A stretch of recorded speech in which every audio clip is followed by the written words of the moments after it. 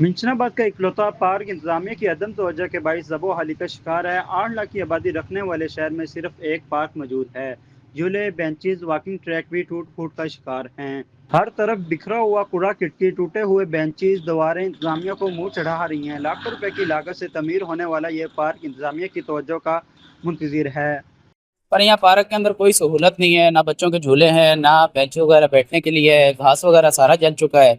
शहरियत के फुकदान के बाइस फैमिलीज और शहरियों ने पार्क में आना ही छोड़ दिया है। शाम होते ही नशे के आदी अफराद यहाँ पर डेरे जमा लेते हैं। यहाँ पे बच्चों को लेके आए हैं। पार्क की हालत देखिए, यहाँ पे घास जो है वो जल चुकी है।